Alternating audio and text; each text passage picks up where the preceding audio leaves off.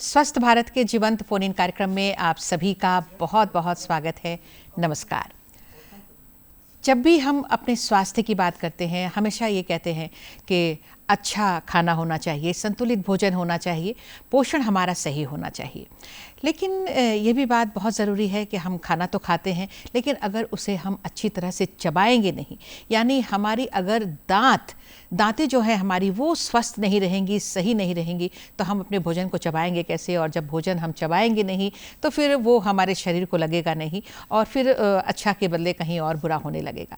इसलिए बहुत ज़रूरी है कि हम बचपन से ही अपने दांतों की अच्छी तरह से देखभाल करें और इससे संबंधित जो भी समस्याएं होती हैं उस पर शुरू में ही हम उसका ध्यान करें और फिर अगर ज़रूरत हो तो तुरंत अपने डॉक्टर से मिलें।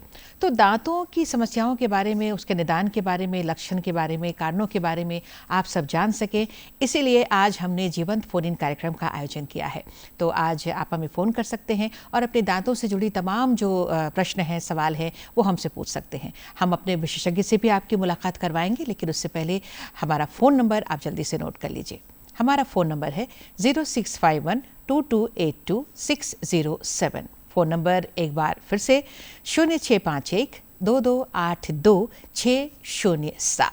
तो इसी फ़ोन नंबर पर आप हमें इसी समय फ़ोन करें और अपने दांतों के बारे में जो भी पूछना चाहते हैं, समस्याओं के बारे में, वो हमसे पूछ सकते हैं। आपको बता दें, आज विशेषज्ञ के रूप में हमने अपने स्टूडियो में आमंत्रित किया है सुप्रसिद्ध जाने माने दंत रोग विशेषज्ञ हैं डॉक्टर सिबगतुल्लाह। डॉक्टर साहब, आपका हमारे कार्यक्रम में बहुत बहुत स्वागत है। नमस्कार। नमस्कार। डॉक्टर साहब, जो दांत हमारे हैं वो ऐसे हैं कि अगर देखने में तो अच्छे भी लगने चाहिए, लेकिन अंदर से मजबूती भी चाहिए। हमारे दांतों का स्वस्थ रहना बहुत ज़रूरी है और कई बार हम अच्छी तरह से देखभाल नहीं कर पाते हैं, जिसकी वजह से कई सारी समस्याएं होती हैं। क्या क्या समस्याएं होती हैं, मैं भी आपसे सवाल करूंगी और मैंने अपने दर्शकों को फ़ोन नंबर दे ही दिया है। उम्मीद है कि जल्द से जल्द उनके फ़ोन कॉल्स भी हमें मिलने लगेंगे। तब तक सर आपसे ये सवाल होगा कि जब दाँत हमारे निकलने शुरू होते हैं बचपन में, बच्चों के जब दांत निकलने शुरू होते हैं, क्या उसी समय से कुछ देखभाल शुरुआत होनी चाहिए उसकी? क्योंकि जो बच्चों का दांत निकलता है तो वो कभी कभी दो तरह के दांत होते हैं। एक तो होते हैं जब बच्चे नवजात होते हैं, बच्चे डिलीवर हुए, दुनिया में आए, तो उस वक्त बच्चों के दांत में भी कभी कभी मुंह में भी दांत होता है। पैदा तो होते हैं। उसको हम लोग नियोनेटल टूथ बोलते हैं। उसमें क्या होता है, जब बच्चा फीडिंग करता है तो उस वक्त माँ को तकलीफ होती है, दर्द होता है, तो वैसे दांतों को निकाल दिया जाता है। जी बिल्कुल। और सर हम अपनी बातों को जारी रखेंगे क्योंकि दर्शक हमसे जुड़ गए हैं और फ़ोन इन है तो उनका फ़ोन लेना पहली प्राथमिकता हमारी है। तो हेलो जी, नमस्कार। कौन बोल रही हैं? मेरा नाम अर्चना है। मैं रातू हाँ, अर्चना जी कहाँ से बोल रही हैं? रातू रोड रांची से बोल रही हूँ मैं। रातू रोड रांची से। अर्चना जी, सवाल कीजिए। जी, मेरा सवाल है कि पीले दांतों को सफेद और चमकदार बनाने के लिए क्या उपाय किया जा सकता है? बिल्कुल, बहुत अच्छा सवाल है और इनके सवाल में मुझे लगता है एक और सवाल जुड़ जाता है कि दांत पीले क्यों होते हैं। जी पीले दांत के वजह पहले रीजन जानना होगा कि रीजन उसका क्या है। जैसे अगर दांत का कलर पीला है तो वो फिर उसके लिए हम लोग ब्लीचिंग करते हैं। और अगर पीला खान पान की वजह से हुआ है या टाटर की वजह से हुआ है या फिर किसी गंदगी की वजह से हुआ है तो उस जगह पे सबसे पहले हम लोग स्केलिंग करते हैं। स्केलिंग कुछ नहीं है, एक तरह की दांतों की सफाई है। और दांतों की जब सफाई करते हैं तो जो ओरिजिनल कलर है, जो आपको गॉड गिफ्ट कलर मिला है दांतों का, वो दांत का कलर आपका आ जाएगा। अगर उसमें फिर भी पीला लग रहा है, फिर से उसको चमक देना चाह रहे हैं, लाइट करना चाह रहे हैं, तो उसमें क्या होगा कि ब्लीचिंग, जैसे चेहरे पर हम लोग ब्लीच करते हैं, चेहरे पे ब्यूटी पार्लर में जाए तो ब्लीच करते हैं, वैसे दांतों के ऊपर भी ब्लीच किया जाता है। तो ये ब्लीच कभी कभी किसी पेशेंट को सेंसेशन होता है, किसी को सेंसेशन नहीं होता है, तो ये या तो एक सिटिंग या 2 सिटिंग या 3 सिटिंग में किया जाता है। तो इससे क्या होगा कि ये परमानेंट नहीं है। इससे क्या होगा कि आपका जो दांत का कलर था उससे ब्राइटर हो जाएगा, यानी चमकीले होंगे। लेकिन जब ये ब्लीचिंग किया जाएगा तो आपको फिर 7 to 10 days colour food avoid करना होगा, जैसे टी, कॉफी, बिल्कुल बिल्कुल बिल्कुल बीट रूट्स, ये सब मतलब जो कलर फूड है वो अवॉइड करना होगा। दांतों के पीलेपन होने की जो समस्या है वो उसका निदान है जो आपने बताया है। तो हम अर्चना जी का धन्यवाद करते हैं और एक और फ़ोन आ चुका है डॉक्टर साहब, उनका सवाल लेते हैं। हेलो मैम, मुझे डॉक्टर साहब। हाँ हेलो जी, सवाल करिएगा ज़रूर, पहले नाम तो बताइए। जी मैं ललिता देवी बोल रही हूँ। जी जी ललिता देवी जी, कहाँ से बोल रही हैं? रातू रोड से। रातू रोड से बोल रही हैं, सवाल करिए। जी मुझे पूछना है कि ब्रश करने का सही तरीका और सही समय क्या होना चाहिए? बिल्कुल, बहुत अच्छा सवाल है जी। ब्रश जैसे हम लोग करते हैं जनरली, जो हमारे यहाँ कल्चर है, ब्रश लिए सुबह उठे उस वक्त ब्रश किया जाता है। लेकिन जो ब्रश करने का जो टाइम है, एक तो ठीक है सुबह उठने के बाद खाने से पहले ब्रश करना है, और रात में खाने के बाद जब हम बेड पे जाते हैं तो उस वक्त भी ब्रश करना है। लेकिन आज हमारे यहाँ जो कल्चर है ब्रश करने का हॉरिजॉन्टल डायरेक्शन है, ब्रश लिए यूँ कर रहे हैं, यूँ कर रहे हैं, तो ये हॉरिजॉन्टल डायरेक्शन। अगर हॉरिजॉन्टल डायरेक्शन कर रहे हैं इससे भी सफाई होगी, लेकिन जो सफाई होना चाहिए वो सफाई नहीं होगा। आपको हॉरिजॉन्टल के साथ साथ वर्टिकल डायरेक्शन लेना होगा। वर्टिकल का मतलब जब आप हॉरिजॉन्टल कर लिए 1 या 2 बार, उसके बाद वर्टिकल ऊपर के दांत के लिए ऊपर से नीचे, ये मोशन है। जी जी जी। नीचे के लिए नीचे से ऊपर। और दांत 2 तरह से होते हैं, एक तो दांत हमारे गाल के तरफ है, एक दांत जो हमारे जबान के अंदर साइड में है। तो दोनों साइड करना है, गाल के तरफ भी करना है हॉरिजॉन्टल प्लस वर्टिकल डायरेक्शन, और गाल के जबान के तरफ भी, जो तालू और जबान के नीचे अंदर की तरफ भी सफाई करना है।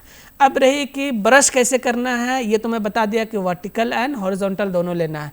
सर्कुलर मोशन भी कर सकते हैं। लेकिन अब इसमें है ब्रिसल। जो ब्रश का जो ब्रिसल होता है उसमें सॉफ्ट होता है, मीडियम होता है, अल्ट्रा सॉफ्ट होता है एंड हार्ड होता है। अगर आप हार्ड ब्रिसल का ब्रश यूज़ कर रहे हैं और मोर देन 5 मिनट्स 10 मिनट्स कर रहे हैं एवरी डे, तो क्या होगा कि आपके दांतों के साइड में जहाँ पे मसूड़े और दांत का जो जंक्शन है, जिसको हम लोग सीमेंटो एनामेल जंक्शन बोलते हैं, यानी जहाँ मसूड़े और ये जो पोर्शन है, तो ये मसूड़ा है, ये दांत है, तो होगा क्या, यहाँ पे साइड से घिसना शुरू हो जाएगा। अच्छा। जैसे हम लोग, अब तो कुआं बहुत कम दिखता है, कुएं से जब रस्सी से पानी निकालते थे तो उसके ऊपर बांस या लकड़ी का कुछ रखते थे, उसके थ्रू निकालते थे, तो क्या होता है वहाँ पे दाग आ जाता है कटने का। तो सेम वैसे ही अगर हार्ड ब्रश यूज करेंगे, हार्ड ब्रिसल का ब्रश यूज करेंगे, साइड में कटने लगेंगे, जिसको सर्वाइकल एब्रेशन बोलते हैं। तो क्या जैसे ललिता देवी जी का तो ये सवाल है कि आम जन के लिए भी, मतलब हम बात करेंगे कि किस तरह का ब्रश ज़्यादा सुटेबल होता है। लेकिन सर एक और दर्शक जुड़ रहे हैं, हम फिर से इस चर्चा पे आएंगे। ललिता देवी जी का धन्यवाद करते हैं और अगले सवाल के लिए। हेलो। हेलो। हाँ जी नमस्कार, कौन बोल रही हैं? नमस्कार, मैं पिया बर्मन अपर बाजार से। हाँ पिया बर्मन जी अपर बाजार से बोल रही हैं। लगातार हमारा कार्यक्रम आप देखती हैं। जी जी जी जी जी जी बिल्कुल, आपका बहुत धन्यवाद भी। और चलिए सवाल करिए आप। बच्चों और बुजुर्गों के लिए दांतों की देखभाल में क्या इम्पोर्टेंट होना चाहिए मैम, कि जिससे जैसे आज के डेट में बच्चे चॉकलेट वगैरह खाते हैं जिससे उनके दांत सड़ जाते हैं, और बुजुर्ग लोग मसाले खाते हैं जैसे पान, गुटखा, तंबाकू, तो मैम कैसे उसको लेके, मतलब बिल्कुल उनको लेके दांत को हम लोग कैसे प्रिवेंट कर सकते हैं? जी बिल्कुल, कैसे करनी चाहिए? बिल्कुल डॉक्टर साहब बताएंगे क्या करना चाहिए और क्या नहीं करना चाहिए। जी सबसे पहले तो दांतों की देखभाल तो करना है, 2 टाइम ब्रश करना है, सुबह में और रात में सोने से पहले। और ब्रश जो करना है सॉफ्ट ब्रश करना है, सॉफ्ट ब्रिसल का यूज़ करना है, और 5 मिनट तक, लेस देन 5 मिनट्स ब्रश करना है, 3 to 5 मिनट्स करना है। इससे क्या होंगे कि आपके दांत भी स्वस्थ रहेंगे, मसूड़े भी स्वस्थ रहेगा। हाँ, अब जैसे अभी हम लोग बात कर रहे हैं बच्चों का, अगर बच्चा छोटा है, 2 साल से कम है, क्योंकि 2 साल तक ही दूध के दांत पूरे आते हैं, 10 दांत नीचे, और इन्होंने चॉकलेट वगैरह की बात 10 नीचे होते, 10 ऊपर होते, टोटल 20 होते बच्चों में, मिल्क जो दूध के दांत हम लोग बोलते हैं। तो इसको सबसे पहले कॉटन के कपड़े से लेकर, क्योंकि बच्चे को तो आदत नहीं है, इसलिए कॉटन के कपड़े से लेकर अच्छे से पूरा क्लीन करना है। अच्छा। अगर हम उस वक्त ब्रश यूज करते हैं तो हो सकता है, क्योंकि बच्चा है तो मसूड़े में लगेगा, ब्लड आने का, छीलने का डर है, ब्लीडिंग हो सकती तो है। इसलिए पहले कॉटन के कपड़े से उसको अच्छे से क्लीन करना है। जब बच्चा जैसे जैसे 2.5 साल 3 साल को हो तो उसको ब्रश की आदत डालना है, सुबह में भी रात में भी। बच्चों के लिए भी ब्रश कैसे होना चाहिए? छोटा ब्रश आता है, सेम डायरेक्शन में करना है। और जहाँ तक खान पान की बात है, सबसे पहले है कि जंक फूड से अवॉइड करना है। अगर आप डायरी मिल्क या किसी तरह का मीठी चीज़ या चॉकलेट या टॉफ़ी, किसी तरह का प्रोडक्ट आप देते हैं बच्चे को, तो देने के बाद अच्छे से कुल्ला कराना है। अगर कुल्ला नहीं कराते हैं तो क्या होगा कि वो पार्ट, जो स्वीट पार्ट है, दांतों में चिपका रहेगा, जिससे बैक्टीरिया का ग्रोथ होगा दांत खराब होगा। मतलब सबसे पहले ब्रशिंग करना है अच्छे से। बच्चों को अगर किसी जंक फूड या मीठी चीज दे रहे हैं, बुजुर्गों के लिए अच्छा है कि देने के बाद अच्छे से कुल्ला कराए, ब्रश कराए। और जहां तक बुजुर्ग एक दर्शक जुड़े हैं, उनका भी सवाल लेते हैं और लगे लगे साथ में आप पिया बर्मन जी का भी जवाब दे दीजिएगा। टीवी तो देख ही रही हैं, हमारा कार्यक्रम देख ही रही हैं। हेलो हेलो, हाँ जी नमस्कार, कौन बोल रही हैं? नमस्कार, मैं श्वेता बोल रही हूँ। हाँ श्वेता जी, कहाँ से बोल रही हैं? मैं रांची से, पंड्रा। अच्छा, पंड्रा रांची से, सवाल करिए। हाँ, मेरा सवाल है मैम कि मसूड़ों से जो खून आता है वो किस बीमारी का लक्षण है, किसका मतलब? जी जी जी बिल्कुल। अभी हम लोग इसी टॉपिक पे आ रहे थे। अभी पिया बर्मन जी ने भी पूछा था, अभी बड़ों श्वेता को जी ने कैसे भी पूछा देखभाल करना है। शुरुआत हम लोग यहीं से किए थे कि 2 टाइम ब्रश करना है। अगर हम लोग ब्रश नहीं करेंगे, टाटर अगर रहा, कैलकुलस मसूड़े में, दांतों में अगर जमा रहा, तो किसी चीज का, जैसे अगर हम लोग एप्पल भी बाइट करेंगे तो उसमें भी ब्लड आ जाता है। तो ये चीजें हैं, तो ये जिंजिवाइटिस है। सबसे पहला लक्षण मसूड़े से खून आने का मतलब इन्फ्लामेशन इन द जिंजावा। तो इसके लिए स्केलिंग करना है, दांतों की सफाई करना। अगर ये आप यहाँ पे नेग्लेक्ट करेंगे तो धीरे धीरे पायरिया की तरफ चला जाएगा। और पायरिया जाएगा तो क्या होगा, आपके दांत तो मसूड़े से आएंगे ही खून, प्लस दांत हिलना शुरू हो जाएगा, मसूड़ा नीचे चला जाएगा, बोन लॉस होगा। ये एडवांस स्टेज में होता है। इस जगह पे फिर हम लोग एक ओपीजी एक्सरे लेते हैं कि बोन का कंडीशन क्या है, रिजॉर्प्शन कितना है। फिर वहाँ पे हम लोग डीप स्केलिंग करते हैं, रूट प्लानिंग करते हैं। तो कंडीशन होता है एक्सरे के बाद। अगर नॉर्मल है तो हम लोग ओरल प्रोफिलैक्सिस जो है स्केलिंग है वो स्केलिंग करते हैं। स्केलिंग से ब्लीडिंग वगैरह बंद हो जाता है। अब जैसे अभी हम लोग प्रिया जी बात कर रहे थे, पूछ रहे थे कि बड़ों का देखभाल कैसे करें, बुजुर्गों के क्या करें। तो सबसे पहले जो नशीली पदार्थ है, पान, गुटखा, टोबैको, ये सब चीज़ों को अवॉइड करना है।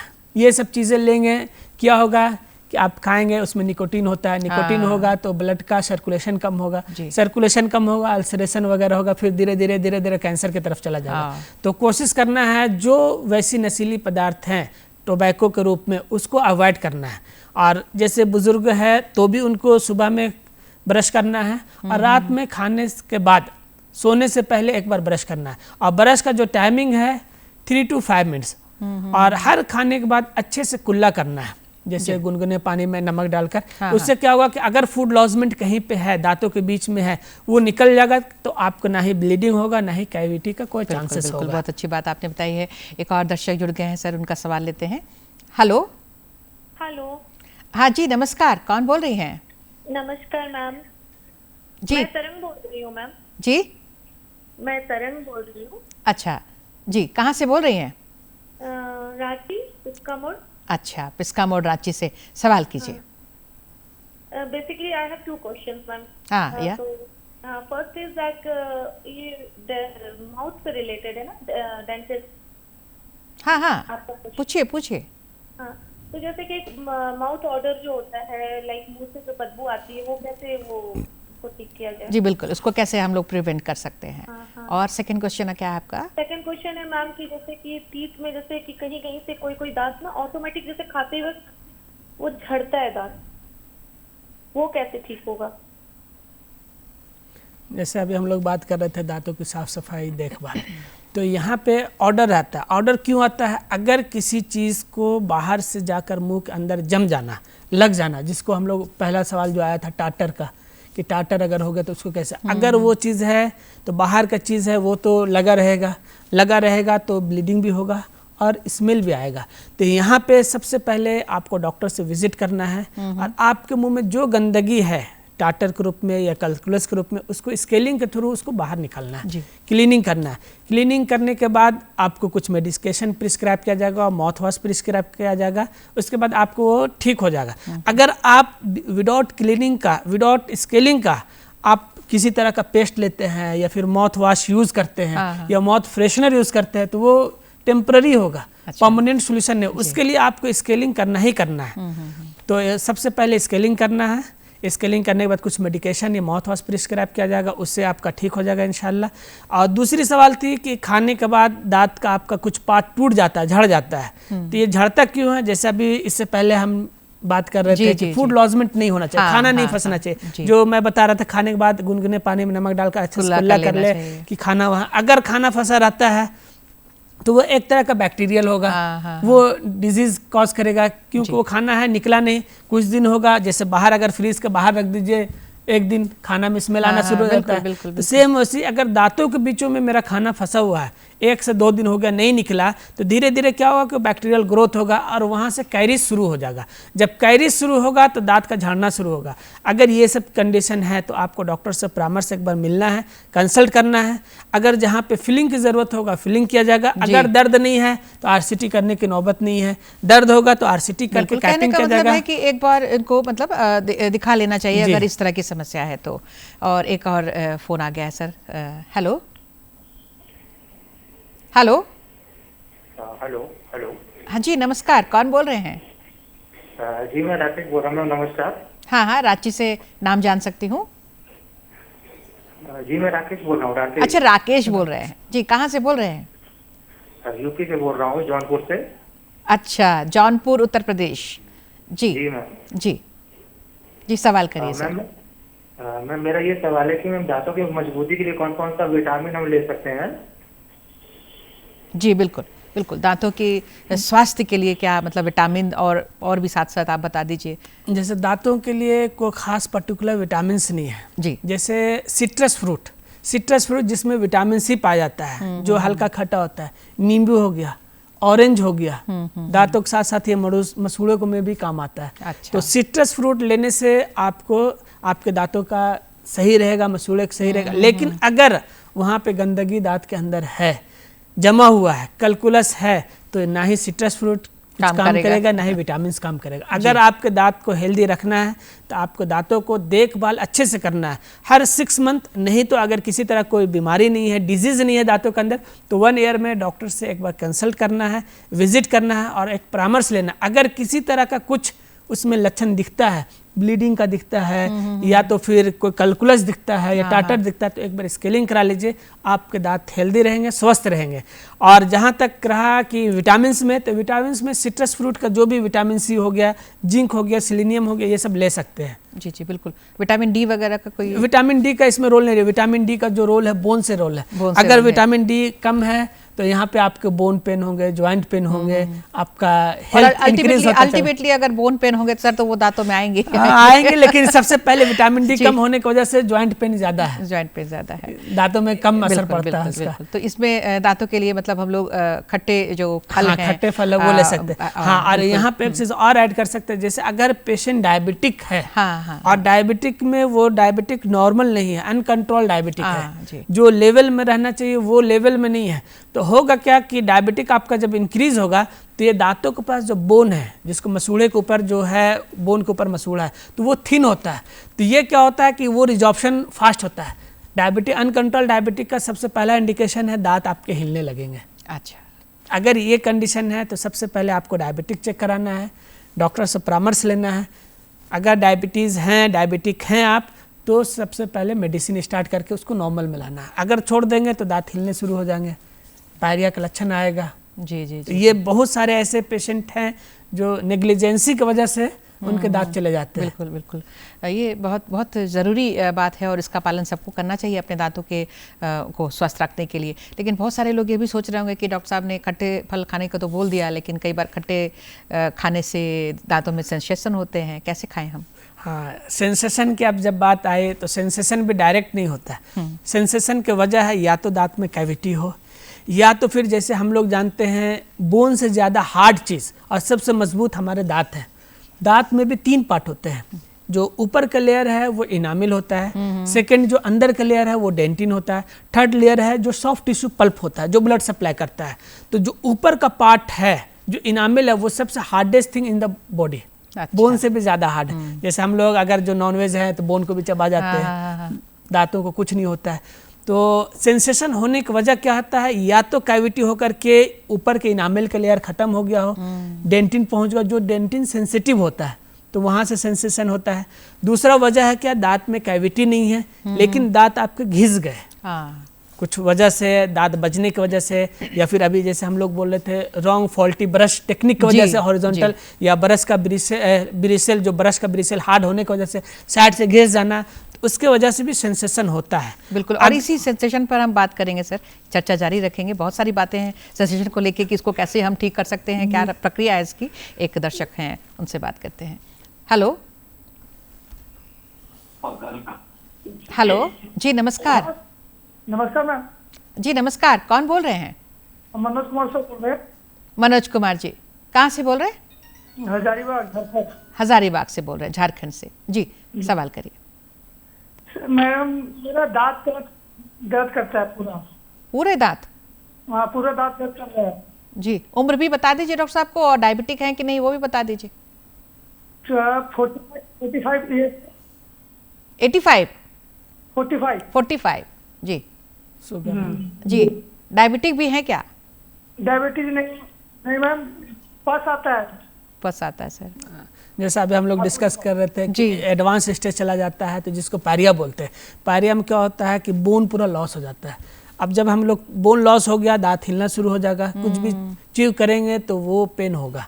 और इस कंडीशन में इनके तो सारे दांतों में दर्द है। क्यों हो रहा है अभी पूरे बात ये बताया नहीं। इनके दांतों में गैप है, खाना खाते खाना फंसा रह जाता है। जैसे अभी हम लोग बात कर रहे थे, अगर फूड लॉजमेंट होता है, फूड लॉजमेंट अगर हो रहा है, उसको नहीं निकालेंगे तो वो फिर सड़ेगा तो कॉज करेगा, दांत सड़ेंगे। तो यहाँ बोन लॉस हो रहा है, बोन लॉस होकर के पूरा नीचे चला गया। अब फूड पार्टिकल्स मसूड़े के अंदर है, अब वो सड़ेंगे तो क्या होगा, जाहिर सी बात है सारे दांत उसके चलते इफेक्टेड हो रहे हैं, तो वहीं से पस आ रहा है। तो इनको आपको सबसे पहले डॉक्टर से कंसल्ट करना है और डीप स्केलिंग कराना है।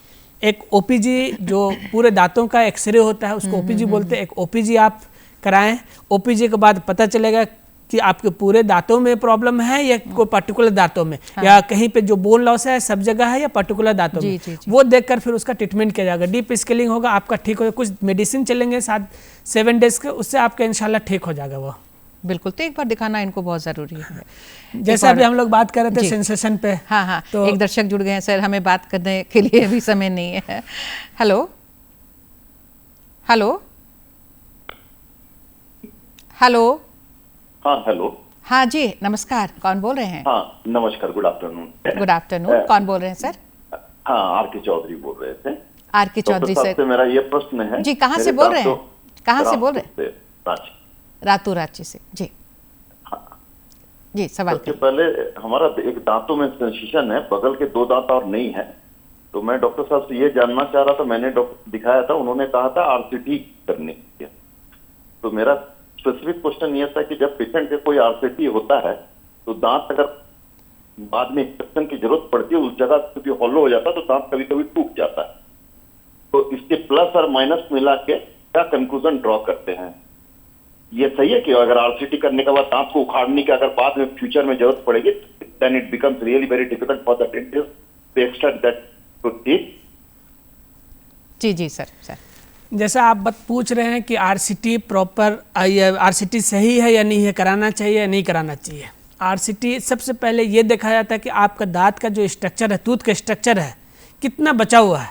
अगर मोर देन 70% चला गया तो वो फिर दांत टिकेंगे नहीं, क्योंकि जो वाल है सपोर्ट चाहिए। आरसीटी करने के बाद उसके ऊपर कैपिंग किया जाता है। अगर वाल का स्ट्रक्चर का सपोर्ट नहीं है तो फिर वो आरसीटी कुछ दिनों तक चलेगा, उसके बाद ऑटोमेटिक ऊपर का क्रॉन जो है फ्रैक्चर कर जाएगा। तो सबसे पहले ये देखना है कि आपका दांत का स्ट्रक्चर कितना बचा हुआ। अगर दांत के स्ट्रक्चर बचे हुए हैं तो उसमें आप आरसीटी करा सकते हैं, और प्रॉपर आरसीटी अगर किया गया तो फिर लाइफ टाइम तक कुछ होता नहीं जनरली, क्योंकि वो उससे ब्लड सर्कुलेशन ख़त्म हो जाता है। ब्लड सर्कुलेशन जब खत्म हो जाएगा, किसी चीज़ का पल्प से कोई संबंध नहीं है, तो आपको ना ही पेन होगा ना ही किसी तरह कुछ होगा, एक्सट्रैक्शन की भी ज़रूरत नहीं पड़ेगी। बिल्कुल, तो वो डिपेंड होता है कि टूथ के स्ट्रक्चर कितना बचा हुआ है। अगर टूथ का स्ट्रक्चर बचा हुआ है तो you can go ahead for RCT. बिल्कुल, और इसमें जो कैपिंग होती है वही मेन है। कैपिंग एक बार कैपिंग हो जाती है तो फिर वो आरसीटी वाली जो दांत है वो बिल्कुल सुरक्षित रहती है, और फिर खाने में भी कोई परेशानी नहीं होती है। जी, एक और दर्शक जुड़ गए हैं सर, उनका सवाल लेते हैं। Hello hello. हेलो। हाँ जी नमस्कार, कौन बोल रहे हैं? नमस्कार मैम, मुन्ना कुमार, बिहार सासाराम से। मुन्ना कुमार जी। जी जी जी, सासाराम बिहार से बोल रहे हैं? जी मैम। जी, सवाल करिए सर। मैम मेरा दांत में पानी जब पी रहा हूँ ना पानी पी रहा हूँ, हाँ, दांत में झंझनाहट हो रहा है। जैसे अभी हम लोग बात कर रहे थे झंझनाहट, इसी पे सिलसिलाहट पे बात कर रहे थे, सेंसिटिविटी क्यों होती है। तो सेंसिटिविटी का वजह हम लोग जो डिस्कस कर रहे थे, या तो कैविटी बना हो, या तो फिर साइड से रॉन्ग फॉल्टी ब्रश की वजह से। ये जो झंझनाहट के लिए इनको क्या उपाय करना चाहिए, क्योंकि समय कम है? झंझनाहट के लिए सबसे पहले डॉक्टर से मिलना, अगर कैविटी है तो उसको फिल करना है, या अगर इनामिल वेयर ऑफ हो गया, साइड से घिस गया तो उसको भी फिलिंग करना है। अगर दांत आपके अच्छे हैं, सिर्फ इनामिल ऊपर के इरोड हुआ तो फिर पेस्ट यूज़ करना है, जो सेंसिटिव से रिलीफ मिलेगा। 15 to 20 डेज सेंसिटिव का पेस्ट यूज़ करने के बाद वो धीरे धीरे नॉर्मल हो जाएगा। तो सबसे पहले डॉक्टर से ही परामर्श लेने के बाद समझ में आएगा कि वजह क्या है। जी जी बिल्कुल, और कब से हो रहा है, और आपने दिखाया नहीं अभी तक, तो डॉक्टर साहब को जल्दी अपने नज़दीकी जो दंत रोग विशेषज्ञ हैं उनसे दिखा लेना चाहिए। और ये जो अभी हम लोग जो सेंसेशन की बात कर रहे हैं और कर ही रहे थे, तो इसका उपाय सिर्फ RCT ही होता है सर, या फिर कुछ और भी कुछ दिनों तक इसको हम बिना RCT के भी रोक सकते हैं? नहीं, बिना पहले सबसे पहले देखना कि वजह क्या है इसका। कैविटी है, डीप कैविटीज है, तब RCT करना है। अच्छा। अगर साइड से दांत कटे हुए तो फिलिंग करना है। अगर सिर्फ ऊपर के इनामिल हटे हुए हैं तो उसमें नॉर्मल पेस्ट जो आता है, जो ऊपर के लेयर का अपलूड करता है। हाँ। तो ऐसा नहीं कि हर दांतों में जो सेंसेशन हो रहा है उसमें RCT ही करना है। हाँ, अगर दांत अच्छे हैं आपके, सब कुछ ठीक है, तो नॉर्मल टूथपेस्ट दिया जाएगा सेंसिटिव के लिए, जो अपलूड करेगा उसके सरफेस को, तो ठीक होगा। ऐसा नहीं सोचना है कि दांतों में दर्द हुआ या कुछ हुआ, डॉक्टर साहब पर गए और सीधा RCT ही कर देते हैं, ऐसा नहीं है। और भी कई सारे उपाय होते हैं। तो समय अब हमें इजाज़त नहीं दे रहा है, हमारे दर्शकों के फ़ोन लगातार आ रहे हैं और मेरे जहन में तो सवाल रह ही गए सारे, तो लेकिन समय इजाज़त नहीं दे रहा सर। तो हम आपको धन्यवाद देते हैं, आपने अपना कीमती वक्त दिया है, बहुत ही ज़रूरी जो सवालात थे उसके जवाब आपने दिए हैं सर, आपको बहुत बहुत धन्यवाद। नमस्कार। धन्यवाद। और आप सभी दर्शकों को भी बहुत बहुत धन्यवाद। नमस्कार।